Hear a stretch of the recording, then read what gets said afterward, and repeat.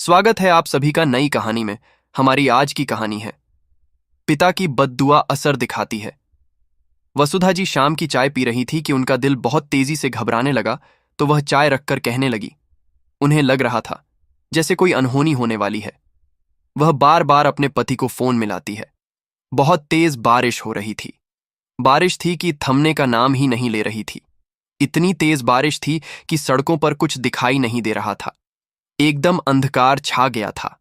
बार बार खिड़की खोलती तो पानी की बौछारें अंदर आ जाती। वसुधा जी ने खिड़की को तेजी से बंद कर लिया और दरवाजा खोलकर अपने पति का इंतजार करने लगी। पर उनके पति ना तो फोन उठा रहे थे और ना ही वह आए थे। ऐसा कभी नहीं हुआ कि वह शाम को 6 बजे तक घर न आए हों। फोन न उठाने से उनके दिल की बेचैनी बढ़ती जा रही थी। बुरे बुरे ख्याल सताने लगे। तभी उनकी फोन की घंटी बज उठी। वसुधा जी ने फोन उठाया तो उनके पति का फोन था। हाँ, हेलो, आप कहाँ हैं? वह बिना सुने ही फटाफट बोलने लगी। आप जल्दी आइए ना, मुझे बहुत डर लग रहा है। घबराहट सी महसूस हो रही है। उधर से आवाज आई, देखिए अम्मा जी, यहां पर मोबाइल सड़क पर पड़ा मिला है। हमने ये नंबर डायल कर दिया। एक आदमी सड़क के किनारे जख्मी बेहोश पड़ा है, बेहोशी की हालत में। वसुधा वसुधा कह रहे थे। उनको बहुत चोट आई हुई है। ये किसका नंबर है? ये मेरे पति का फोन नंबर है। कहां से फोन लगा रहे हैं? जी, पार्क सर्कस से। वसुधा जी ने घबराहट में पूछा, फिर कहां? हम अभी आ रहे हैं। ये खबर सुनते ही उनके प्राण पखेरु जैसे उड़ ही गए। वह धम से सोफे पर बैठ गई और फोन तो उनके हाथों से छूट गया। उन्होंने थोड़ी देर में अपने आप को संभाला और अपने पति को ऑटो से देखने उस अजनबी ने जो एड्रेस बताया था वहीं जाने लगी। उनकी आंखों से आंसू बहते जा रहे थे। रास्ते में उन्होंने अपने तीनों बेटे, जो कि शहर में काम करते थे, उनको सूचना दे दी कि तेरे पापा का एक्सीडेंट हो गया है।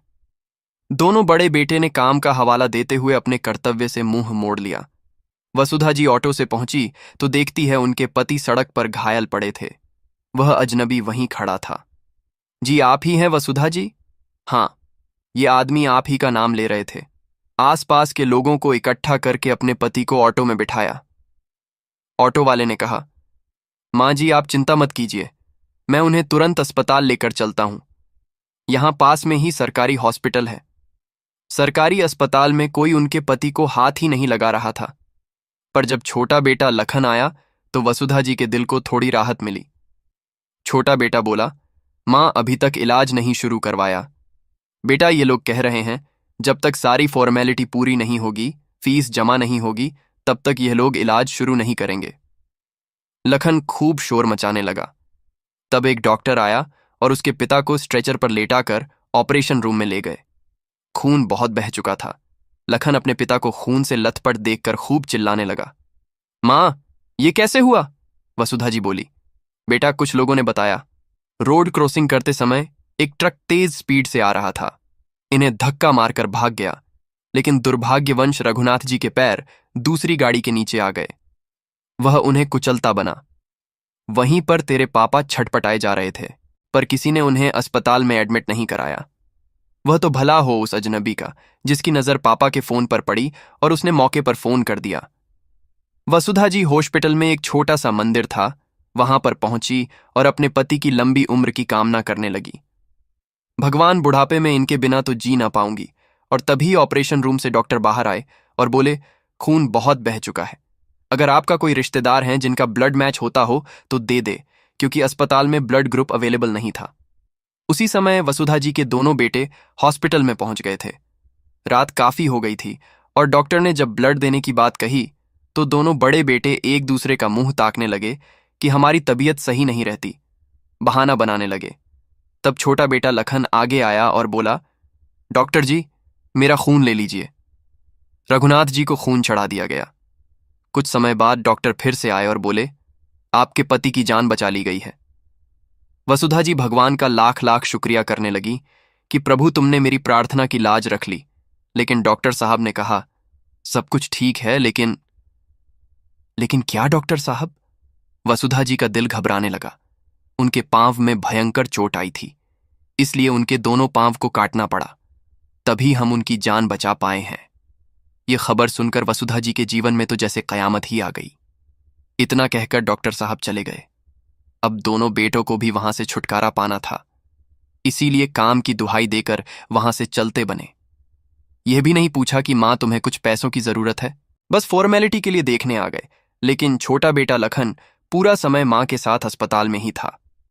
उसने मां को अकेला नहीं छोड़ा। ऐसे दुख की घड़ी में उसकी एक छोटी सी हल्दी मसाले की दुकान थी। वह अपनी पत्नी को उसकी जिम्मेदारी सौंपकर मां के पास चला आया था। वसुधा जी के दोनों बड़े बेटे खूब पढ़े लिखे और नौकरी पेशा थे। बड़े शहर में नौकरी करते थे, इसीलिए काम का रोना देकर अपना पीछा छुड़ा लिया। 10 दिन तक रघुनाथ जी हॉस्पिटल में एडमिट थे। लखन दिन रात अपने पिता की सेवा करता, दवा लाता, उनके लिए जूस, सूप, दूध समय समय पर घर से बनाकर लाता, एक पैर से खड़े होकर उनकी सेवा करता। जब डॉक्टर ने उनको छुट्टी दी कि आप घर ले जा सकते हैं, तो लखन बोला, मां, अब तुम अकेली कैसे रहोगी? पिताजी भी बिस्तर के हो गए हैं, मैं उनकी सेवा करूंगा। तुम्हें हमारे घर में आराम मिलेगा। हमारा घर मतलब वह तो आपका ही घर है। पिताजी ने ही मुझे वह छोटा सा घर दिया है। मां, अब तुम हमारे घर में चलो। दरअसल रघुनाथ जी ने अपने तीनों बेटों का बंटवारा कर दिया था और छोटे छोटे घर तीनों को दे दिए थे। दोनों बड़े बेटे खूब कमाते थे, तो उन्होंने छोटे घरों को बेचकर अपना एक खूब बड़ा फ्लैट सोसाइटी में बनवा लिया था। खूब आलीशान से उनकी जिंदगी काटी थी, लेकिन लखन की आमदनी कम थी, तो वह इस छोटे से घर में ही रहता था। रघुनाथ जी ने अपने तीनों बेटों को घर तो दे दिया, लेकिन अपना घर नहीं बनवाया। वो किराए के घर में ही खुश थे। उनका कहना था कि जब उन्हें अपनी नौकरी से रिटायरमेंट मिलेगी तो बारी बारी से तीनों बेटों के घर जाते रहेंगे। उन्हें खुद के लिए घर बनवाने की क्या जरूरत है, लेकिन उनके नसीब में क्या लिखा है, ये भाग्य विधाता ही जाने। 55 साल के चुस्त दुरुस्त रघुनाथ जी अपने पैर से ही वंचित हो जाएंगे। जब लखन के घर पहुंचे तो उसकी पत्नी ने खूब जी जान से उनकी सेवा करनी शुरू कर दी, और जब वसुधा जी बहू का हाथ बंटाती तो बहू मना कर देती, मां, मैं सब कुछ कर लूंगी, आप आराम से पिताजी के पास बैठी रहा करो। धीरे धीरे वह ठीक तो हो रहे थे, लेकिन पैरों से अपाहिज थे। देखते देखते 3 महीने बीत गए। उनके ऑफिस से फोन आने लगा कि कब दोबारा ऑफिस ज्वाइन करेंगे, तो रघुनाथ जी ने उन्हें अपनी परिस्थिति से अवगत कराया कि वह चल नहीं सकते क्योंकि अपाहिज हो गए हैं, इसलिए वह रिटायरमेंट का आवेदन भरने जल्दी ऑफिस आएंगे। लखन भी चाहता था कि 3 बेटों के होते हुए भी पिताजी इस उम्र में काम न करें, बाहर कमाने जाएं, कहाँ अच्छा लगता है। अब तो उनके आराम के दिन हैं। हालांकि लखन बहुत ज्यादा रईस तो नहीं था, लेकिन इतना तो अपने पिता के लिए कर सकता था कि वह 2 सुख की रोटी उन्हें इज्जत से खिला सकता था। लखन अपने पिता को लेकर ऑफिस पहुंचा। रघुनाथ जी ने रिटायरमेंट के लिए आवेदन पत्र भरे। फिर ऑफिस के सुपरवाइजर ने उनको बताया कि फंड 1 महीने में आपको मिल जाएगा, और लखन अपने पिता को लेकर घर पहुंचा तो देखता है कि दोनों बड़े भाई, जो कि एक ही शहर में थे, पिता का हाल चाल लेने लखन के घर पहुंचते हैं, और आते ही उन्हें पता चलता है कि पिताजी रिटायरमेंट लेने वाले हैं, तो बड्ढा बेटा तपाक से बोलता है, पिताजी कब मिल रहे हैं आपको रिटायरमेंट के पैसे? बस बेटा 20-25 दिन में मिल जाएंगे। बड़े बेटे सुरेश ने पिताजी से यह भी नहीं पूछा आपकी तबीयत कैसी है। उसके मिजाज बदलने लग गए, बस पैसे के बारे में बात करने लग गया। सुरेश ने पिताजी से कहा, पिताजी, आप यहां पर लखन के पास कब तक रहेंगे? उसका इतना छोटा सा घर है, पूरी सुविधाएं भी आपको नहीं मिल पाती होगी। एक चारपाई है, वह सोएगा कि आपको सुलाएगा? 2 कमरे हैं, बच्चे के रोने धोने की आवाज में आप सो भी नहीं पाएंगे। आपकी तबीयत और बिगड़ जाएगी। मसाले हल्दी की महक से आप परेशान हो जाएंगे। छोटी सी दुकान में आपका खर्च लखन कैसे उठाएगा? आपकी दवा का खर्चा कैसे करेगा? खुद की 2 वक्त की रोटी खा ले, यही बहुत है। हमें भी सेवा का मौका दीजिए। आखिरकार मैं बड़ा हूं, और आप शहर में चलेंगे तो आपका अच्छे से ऑपरेशन करवाकर पैर लगवा दूंगा। आप चल फिर पाएंगे। मां ये सुनकर बड़ी खुश हो जाती है। तू सच कह रहा है बेटा, तेरे पिताजी ठीक हो जाएंगे। हाँ मां, शहर में इतने अच्छे अच्छे डॉक्टर होते हैं, वहां विदेश से भी डॉक्टर आते हैं। ये सुनकर वसुधा जी पैकिंग करने में जुट जाती है और कहती है, हमने लखन को बहुत तंग कर लिया जी। अब कुछ समय सुरेश के घर गुजार देते हैं। पर मां, तुम अपनी पैकिंग क्यों कर रही हो? मैं तो पिताजी को ही ले जा पाऊंगा। रघुनाथ जी ये सुनकर चौंक जाते हैं। उम्र के इस पड़ाव में अपनी पत्नी से दूर रहना उनके लिए संभव नहीं था, क्योंकि उनकी पत्नी उनकी हर छोटी मोटी जरूरत का बखूबी ध्यान रखती थी। वसुधा जी ने कहा, बुढ़ापे में अपने पति को अकेले छोड़ना मुझे कुछ ठीक नहीं लग रहा है। सुरेश कहता है, माँ मुझ पर भरोसा करो। आखिरकार वह अपने बेटे के घर जा रहे हैं, पराये के घर नहीं, और लखन के छोटे छोटे बच्चे हैं। तुम उनकी देखभाल करना। 1 महीने की तो बात है। और वसुधा जी का दिल रो रहा था। उन्हें लगा बेटा सही कह रहा है, लेकिन तभी दूसरे नंबर का बेटा रमेश बोला, भैया पिताजी को मैं ले जाऊंगा। दोनों भाइयों में पिता की सेवा करने के लिए किचकिच शुरू हो गई। रघुनाथ जी फूले नहीं समाते। रमेश कहने लगा, जी पिताजी, आप मेरे साथ चलिए। मेरा एक दोस्त डॉक्टर है, अच्छी पहचान है। मैं आपकी नकली टांग लगवा दूंगा और आप फिर से चलने लगेंगे। आराम से जहां मन करेगा उस बेटे के घर जाकर रहना। पहले तो वसुधा जी बिल्कुल तैयार नहीं थी कि वह अपने पति को अकेले जाने दे, पर उन्हें लगा उनके पति की नकली टांग लग जाएगी, अपने पैरों पर फिर से खड़े हो जाएंगे, तो वह मान गई। और पापा, आप माँ की चिंता बिल्कुल मत करिए। माँ यहां पर खुश है, उसका लखन के घर दिल अच्छे से लग गया है। वसुधा जी ने रघुनाथ जी को समझाया, देखिए जी, कुछ दिनों की बात है। आप फिर से खड़े हो जाएंगे तो हम कहीं भी जाकर रह सकते हैं, और मेरा लखन के बच्चे के साथ खेलते खेलते समय कब कट जाएगा पता भी नहीं चलेगा। रघुनाथ जी तैयार हो गए। बच्चों के साथ जाने के लिए सुरेश कहने लगा, पापा का ऑपरेशन मैं करवाऊंगा। बड़े होने के नाते सेवा का हक मुझे मिलना चाहिए। रमेश भी कहां पीछे हटने वाला था, बोला, पापा का ऑपरेशन मैं करवाऊंगा, छोटा हूं तो क्या हुआ। रघुनाथ जी का सीना गर्व से चौड़ा हो गया कि मेरे बेटों के कितने अच्छे संस्कार हैं। दोनों आपस में पिता के इलाज कराने के लिए लड़ रहे हैं। अंत में रघुनाथ जी ने फैसला किया कि वह बड़े बेटे के घर पहले जाएंगे। सुरेश खुश हो गया। रघुनाथ जी को लगा कि बेटे उनका इलाज कराने के लिए झगड़ रहे हैं, उनसे बहुत प्यार करते हैं, लेकिन अंदर की सच्चाई तो बेटे ही जानते थे। अंत में बड़े बेटे ने एम्बुलेंस में अपने पिता को लिटाकर अपने घर ले गया। वसुधा जी जब अपने पति को जाता हुआ देख रही थी तो बहुत रोने लगी, लेकिन लखन और उनकी पत्नी और बच्चों ने उन्हें संभाला, उनके आंसू पोंछे। पोता बोला, दादी दादी इतना रोने से आंख खराब हो जाती है, तो वसुधा जी हंस पड़ी। इधर रघुनाथ जी जब अपने बड़े बेटे के घर पहुंचते हैं तो जो नज़ारा देखते हैं वह चौंक जाते हैं, क्योंकि उन्हें एक कमरे में बैठा तो दिया गया था, लेकिन उनसे मिलने कोई नहीं आया था। 2 घंटे हो गए थे। दरअसल जब सुरेश की पत्नी नेहा ने दरवाजा खोला और सामने ससुर को पाया तो उसका मूड बौखला गया। वह बर्तन सारे पटकने लग गई और अकेले में अपने पति से बोली, तुम इन्हें मुझसे बिना पूछे यहां क्यों लाए? यहां तो मेरी मोम भी आई हुई है, घर में कोई भी कमरा खाली नहीं है। नेहा बोली, अभी तो नौकरानी के कमरे में बैठाया है, वह भी बाहर गई है, आएगी तो तमाशा बनाने लगेगी। और बच्चों को जानते हो, अपना कमरा किसी से शेयर नहीं करते। गेस्ट रूम में मेरी माँ है, आज ही आई है, पूरे 2 महीने के लिए। अब उनसे भी तो नहीं कह सकती कि अपने घर चली जाए। तभी नौकरानी कमली आती है, अपने कमरे में जाकर आराम करती है तो देखती है अपाहिज रघुनाथ जी वहां बैठे हैं। रघुनाथ जी उसको देखकर मुस्कुरा देते हैं, लेकिन वह तिल मिलाकर बाहर जाती है और चिल्लाने लगती है, मेम साहब ये आदमी कौन है?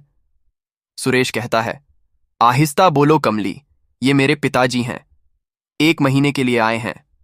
कमली बोली, देखिए साहब जी, अगर आप सोचेंगे कि मैं अपना कमरा खाली करके किचन में चली जाऊंगी तो यह मुझसे नहीं होगा।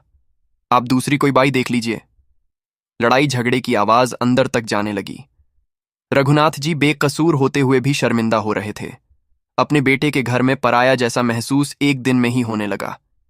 यह भी क्या विडंबना है कि जिस पिता ने अपनी जमीन जायदाद सब कुछ बेटों के नाम कर दिया, आज एक कमरा भी उन्हें देने के लिए भारी लग रहा था।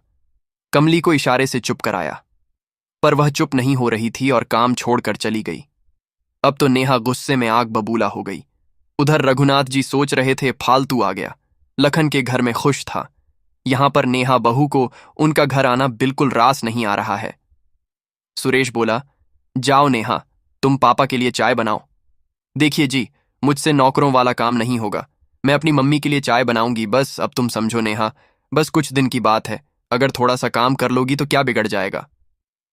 नेहा चाय पानी का इंतजाम तो कर देती है, पर वह उन्हें देने नहीं जाती। अपनी माँ को देने उनके कमरे में जाती है और अपना रोना रोने लगती है। उसकी माँ कहती है, सुरेश ने बिल्कुल गलत किया, यहां लाने से पहले तुझसे एक बार पूछना तो चाहिए था। सुरेश ने अपने पिता की देखभाल के लिए फुल टाइम नर्स रख ली, क्योंकि उसे पता था नेहा पिताजी का काम करेगी तो हंगामा करना शुरू कर देगी। नर्स समय समय पर सारे काम करके चली जाती, पर रघुनाथ जी एक कमरे में पिंजरे में पंछी की तरह कैद रहते। वह कमरे से बाहर जाना चाहते तो बेटा कहता, पिताजी आप बाहर न आया करिए, क्योंकि आपकी बहू का मिजाज हमेशा बिगड़ा रहता है। नेहा कभी खाना बनाती हैं तो कभी मिर्च मसाला ज्यादा कर देती, कभी तेल वगैरह। अगर रघुनाथ जी कहते, बेटा बहू से बोलो थोड़ा तेल मसाला कम डाला करे, मुझे बीपी की शिकायत रहती है, तो नेहा बोलती जो मिल रहा है खा ले, ज्यादा नाक सिकोड़ेंगे तो वह भी बंद हो जाएगा। वह अपनी माँ की पसंद को ध्यान में रखते हुए मिर्च मसाला ज्यादा डालती थी। बेचारे एक कमरे में पड़े पड़े घबरा जाते थे। हर समय उनका चेहरा गिरा रहता था। अपनी पत्नी से बात करते तो वसुधा जी के चहकने की आवाज आती। कहती हैं, अभी मंदिर घूमकर आई हूं, और आप कैसे हो जी? मेरा लखन मेरा बहुत ख्याल रखता है, कभी अकेला नहीं छोड़ता। बच्चे भी दादी दादी कहकर मेरी गोद में चिपके रहते हैं। और आप कैसे हैं जी? बेटे बहू आपका ध्यान रखते तो है? हाँ, मैं बहुत खुश हूं। रघुनाथ जी टाल देते हैं, क्योंकि अपने दुख को वसुधा जी को बताकर उन्हें और दुखी नहीं करना चाहते थे। उन्हें लगता था अगर उन्हें अपनी परेशानी बताएंगे वह भी परेशान हो जाएगी, इसलिए हंसते हंसते उसे झूठ बोल देते थे। और आपके पोता पोती कैसे हैं? वसुधा जी ने पूछा तो रघुनाथ जी सोचते हैं, कभी वह उनके कमरे में आए नहीं। पोते को तो उन्होंने देखा तक नहीं था। पोती एक बार खाना देने आई थी, वह भी मोबाइल में ही लगी थी। अच्छा, अब फोन रखता हूं, दवा लेने का समय हो रहा है। रघुनाथ जी ने कहा, ठीक है जी, पता नहीं सुरेश यहां क्यों लाया है। न किसी डॉक्टर के पास लेकर गया, न तो अस्पताल ले गया, न कोई दवा दारू की। रघुनाथ जी सोचने लगे। ऐसे ही एक महीना बीत गया। सुरेश सुबह सुबह ही कमरे में आया। बोला, पिताजी आपके रिटायरमेंट के पैसे कब मिलेंगे? बेटा 1 तारीख को। आज तो 1 तारीख है तो मैं 10 बजे चला जाऊंगा। ठीक है बेटा, मैं ऑफिस फोन कर देता हूं कि मेरा बेटा पैसे लेने आएगा। लेकिन वहां जाकर सुरेश को पता चला कि पैसे अगले महीने आएंगे। कुछ वजह से उनका हिसाब क्लियर नहीं हो पाया था। घर आकर जब उसने यह खबर नेहा को बताई तो वह झुंझला गई। देखो जी, मुझसे यह काम धाम नहीं होगा। मैं चली पार्टी करने अपनी मम्मी के साथ। अब तुम अपने पिता के लिए खाना पकाओ। यह सुनकर सुरेश के चेहरे का रंग फीका हो गया, क्योंकि अब वह खुद भी पिता को 1 महीना घर में बर्दाश्त नहीं कर सकता था। किसी तरह 1 महीना बीता और सुरेश के हाथ पूरे 25 लाख का चेक हाथ आया तो उसको लगा जैसे मुंह मांगी मुराद पूरी हो गई है। उसे और क्या चाहिए था? वह इन्हीं पैसों के चक्कर में अपने पिता को इतने महीने से झेल रहा था। उसने ऑफिस से ही पिता को फोन लगाया। पापा, चेक मिल गया है, मैं बैंक जाकर पैसे निकाल कर लाता हूं। पिता ने कहा, पैसे अभी मत निकालो, जब इलाज होगा तो काम आएंगे। पिताजी आपका इलाज शुरू होने वाला है, मैंने डॉक्टर से बात की है, उन्होंने 10 लाख जमा करने को बोला है, इसीलिए पैसे जमा करने हैं। मैं निकाल लेता हूं और पैसे दवा में भी खर्च हो जाएंगे। पर जब वह घर पहुंचा तो उसके माथे से खून बह रहा था। हाथों पैरों में जगह जगह चोट के निशान लगे थे। रोते हुए मुंह लटकाए हुए पिता के पास बैठा तो पिताजी भी घबरा गए। बोले, क्या दशा बनाई है? पिताजी, सारे पैसे चोरों का गैंग लेकर गया। जब मैं पैसे निकालकर बैंक से आ रहा था, न जाने उन्हें इसकी खबर कैसे मिल गई कि मेरे पास इतना बड़ा अमाउंट है। मैं अपनी जान पर खेलकर उनसे मुठभेड़ किया, पर वह 4 आदमी थे। मैं अकेला, उसमें से किसी ने मुझ पर एक बड़ा सा पत्थर फेंक दिया तो मेरे सिर पर चोट लग गई। खूब खून बहने लगा।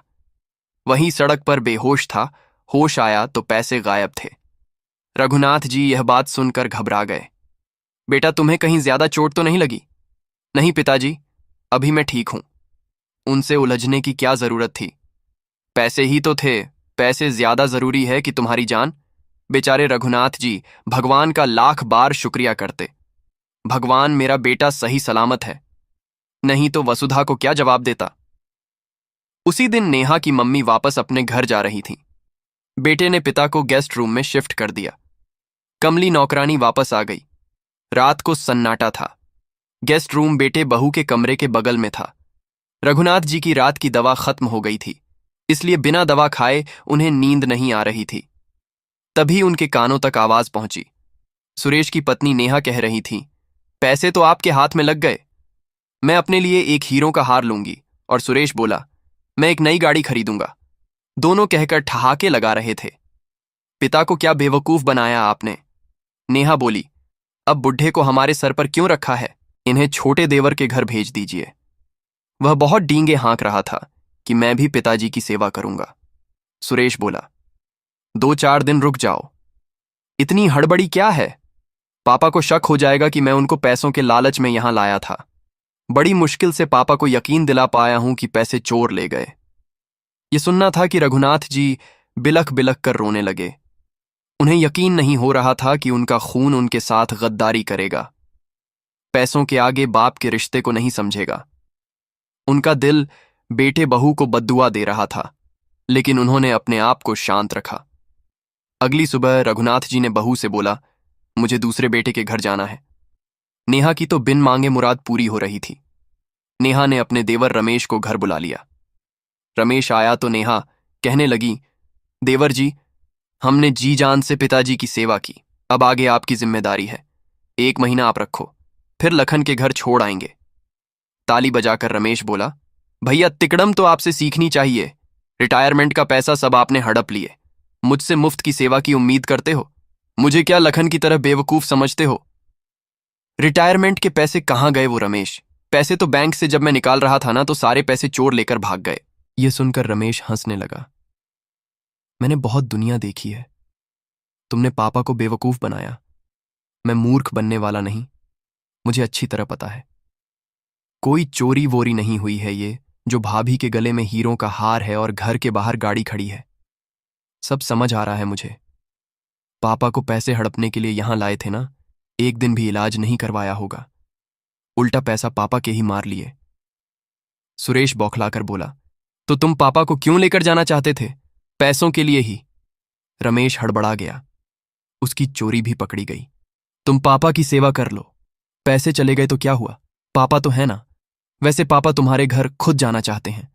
रमेश बोला, मैं तो ले जाने के लिए तैयार हूं, पर मेरी पत्नी ने मना कर दिया है कि वह पापा की सेवा नहीं करेगी, क्योंकि वह 1 हफ्ते बाद कंपनी की तरफ से विदेश टूर के लिए जा रही है। छोटा बेटा चीख चीख कर कह रहा था, तुमने पैसा हड़पा है, अब तुम ही सेवा करो, मैं लेकर नहीं जाऊंगा। दोनों भाई आपस में लड़ाई झगड़ा करने लगे, मारपीट करने पर उतारू हो गए। अंदर कमरे में बैठे रघुनाथ जी उन दोनों की आवाज सुनकर चीख रहे थे। तभी एक बड़ी सी गाड़ी वहां पर आकर दरवाजे पर रुकती है। गाड़ी का हॉर्न बजते ही दोनों भाई बाहर जाकर देखते हैं तो उनकी आंखें चौंधिया जाती हैं कि कौन है, तो देखते हैं लखन, उनका छोटा भाई, सूट बूट पहने। उसके हाथ में आईफोन है और मां भी एक सुंदर सी सिल्क की साड़ी पहने हुई है। उसके बीवी बच्चे अच्छे कपड़े पहने हुए हैं। सुरेश बोलता है, क्या हुआ भाई, तेरी लॉटरी लग गई क्या? हाँ भैया, अंदर तो चलिए, सब कुछ बताता हूं। पिताजी कहाँ हैं? लखन पिताजी के पैर छूता है तो पिताजी की आंखों में आंसू देखता है। वसुधा जी कहती हैं, क्या हुआ जी, आप रो क्यों रहे हैं? मुझे कब से बेचैनी हो रही थी, इसलिए मिलने चले आए। पिताजी रोते हुए सारी आप बीती बता देते हैं। वाह भैया, आप लोगों ने पिताजी की दुर्दशा कर दी। लखन बेटे को देखते ही उसे गले लगाकर कहने लगे, बेटा कभी सोचा नहीं था, ये समय देखूंगा। जिन बेटों की खातिर मैंने अपना जीवन लगा दिया, अपनी मेहनत की कमाई तीनों बेटों को घर खरीद कर देने में लगा दिया, वही बेटे मेरे अपाहिज हो जाने पर मेरा इस्तेमाल कर रहे हैं। लखन ने कहा, बस बहुत हुआ पिताजी, अब इन नालायकों की शक्ल हम नहीं देखेंगे, आप चलिए मेरे साथ। वसुधा जी बोली, मैं समझी, हम कितने खुशनसीब हैं कि हमें इतनी अच्छी औलाद मिली जो सेवा करने के लिए लड़ रहे हैं, पर यहां तो कुछ और ही ड्रामा हो रहा है। लखन अपने पिता को लेकर अपने घर चला गया। भाइयों के घर एक पल भी नहीं रुका। उसने अपने बारे में कुछ नहीं बताया कि वह इतना अमीर कैसे बन गया। दोनों भाई उलझन में थे कि यह क्या हो रहा है। वे दोनों लखन का पीछा करते करते अपनी गाड़ी से उसके घर पहुंचे। गाड़ी से उतरते ही उनकी आंखें फटी की फटी रह गईं। वहां लखन के घर के पास एक छोटी सी उसकी मसाले की दुकान थी। इन 2 महीनों में वहां छोटी सी दुकान के बगल में एक बड़ी सी मिल बन गई है, जहां पर बड़े पैमाने पर मसाला पीसा जा रहा है। उसके कंपनी से मसाले दूर दूर जा रहे हैं। यह देखकर दोनों हक्के बक्के रह गए। लखन पापा को लेकर अंदर गया, उन्हें बिस्तर पर लेटाया और अपने पिता की दुर्दशा देखकर बोला, बेवजह अपने पिता को भाइयों के हवाले किया। रघुनाथ जी ने भी लखन की ठाट बांट को देखा तो उनका सर गर्व से ऊंचा हो गया। वो बच्चा जो पढ़ाई से जी चुराता था, हमेशा फेल हो जाता था। एक ही क्लास में 2-3 बार फेल होता था। इस पर रघुनाथ जी उससे हमेशा नाराज होते थे, गुस्सा करते थे कि तू बड़ा होकर मेरा नाम, मेरी इज्जत मिट्टी में मिला देगा। लेकिन आज तो उसने उनका सर गर्व से ऊंचा कर दिया था। उसे हिसाब किताब याद नहीं था, लेकिन यह जरूर याद था कि रघुनाथ जी उसके पिता हैं। उसका क्या कर्तव्य है, उसे किस तरह उनकी सेवा करनी चाहिए। उसने अपने पिता का सम्मान किया और रघुनाथ जी को गले से लगा लिया। रघुनाथ जी ने अपने दोनों बेटों पर नजर डाली तो आज समाज में वे दोनों प्रतिष्ठा हासिल कर चुके थे, लेकिन बाप की नजरों से गिर गए थे। वह दोनों भी अपने पिता से नजर नहीं मिला पा रहे थे। दोनों बड़े भाई हैरत से पूछने लगे, तुम्हारी इतनी बड़ी मिल कैसे हो गई रे? यहां एक छोटी सी दुकान थी, घर भी टूटा फूटा था, एक चारपाई हुआ करती थी। कहीं लूटपाट तो नहीं की, चोरी तो नहीं की? ये सुनकर लखन बोला, भाई मैं क्यों चोरी करने लगा? बहुत समय से मैंने पूंजी जमा करनी शुरू की थी, बस वही पैसे जमा हुए। फिर भगवान की करनी हुई, जब से मां घर आई हमारे दिन बदल गए। मां मुझे अचार मसाला बनाने की जानकारी देती गई। मैं उसी के हिसाब से अपना मसाला बनाने लगा और ग्राहक को मेरे मसाले पसंद आने लगे। धीरे धीरे मेरी दुकान पर ग्राहकों की लाइन बढ़ गई तो मैंने एक मिल डाल ली। मेरा मिल भी चल गया और दूसरे शहर के ग्राहक भी आने लगे तो मैंने अपनी एक कंपनी मसाले की डाल ली। 2 महीने में ही मां की वजह से मेरी किस्मत चमक गई। सच कहते हैं, लोग मां के कदम लक्ष्मी के कदमों की तरह शुभ होते हैं, और यह सब मां की दुआओं का असर है, वरना मैं तो बहुत समय से संघर्ष कर रहा था। बड़े प्यार से लखन मां की तरफ देख रहा था। फिर रघुनाथ जी ने लखन को खूब आशीर्वाद दिया और कहने लगे, मेरे बेटे, तुम सारी जिंदगी फलों फूलो, यह मेरी दिल से दुआ है। बड़े दोनों बेटों ने उनके पीठ पीछे छुरा घोंपा था और वह दोनों चुप से निकल गए। रघुनाथ जी ने उनसे अपना पैसा वापस तो नहीं लिया। कुछ समय बाद लखन ने अपने पिता की सर्जरी कराकर नकली टांग लगवा दी, जिससे पिताजी चलने लगे और उसकी दुकान में मदद करने लगे। धीरे धीरे लखन अमीर बनता गया, पैसा आता गया। अगर कुछ ना गया तो लखन के संस्कार। आज भी वह पिता के आगे सर नहीं उठाता, मां से कभी सवाल जवाब नहीं करता। घर से जब भी बाहर जाता तो माता पिता का आशीर्वाद लेकर ही अपने काम का शुभारंभ करता। और पत्नी भी संस्कारी थी, वह भी सुबह सुबह मां के कदमों को छुए बिना काम शुरू नहीं करती थी। उसकी पत्नी और बच्चे की भी ऐसी आदत थी, जबकि दोनों बड़े भाई सब कुछ हासिल करके भी गरीब रह गए थे, क्योंकि वह अपने मां बाप के आशीर्वाद से, प्यार दुलार से दूर थे। वे लाख पैसा कमा लेते, लेकिन जिंदगी में मां बाप की कमी को पूरा नहीं कर सकते थे। उनके बच्चे बड़े होकर उन्हीं के नक्शे एकदम पर चलने लगे, ना उनको सम्मान देते, ना उनकी परवाह करते। उन्हें अब अपनी गलतियों का एहसास होने लगा था। कई बार इन दोनों ने माँ बाप से क्षमा भी मांगी थी और माँ बाप ने क्षमा भी कर दिया था, लेकिन कहते हैं, आह जो दिल से निकलती है ना, वह कहीं ना कहीं अपना असर जरूर दिखाती है। एक बार भगवान की पूजा नहीं की तो माफ कर देंगे, लेकिन पिता की आह आपका पीछा नहीं छोड़ती, चाहे धरती फट जाए, चाहे आसमान गिर जाए। पिता के मुंह से निकली बद्दुआ खाली नहीं जाती। उस एक दिन जो रघुनाथ जी के दिल से बद्दुआ निकली, उनके दोनों बेटों की जिंदगी का चयन सुकून स्वाहा कर दिया। दोस्तों, माँ बाप हमेशा बच्चों को फलते फूलते ही देखना चाहते हैं, लेकिन अगर भूल से भी उनके दिल से आह निकली तो कोई भी बच नहीं पाएगा, चाहे धरती पर भगवान ही जन्म क्यों ना ले ले। दोस्तों, आपको क्या लगता है, माँ बाप की आह असर दिखाती है या नहीं? कमेंट में अपनी राय जरूर करके बताएं। तो दोस्तों, इस कहानी को लेकर आपकी क्या राय है, कमेंट बॉक्स में जरूर बताएं। और अगर कहानी अच्छी लगी हो तो प्लीज इसे लाइक करें, शेयर करें और चैनल को सब्सक्राइब जरूर करें।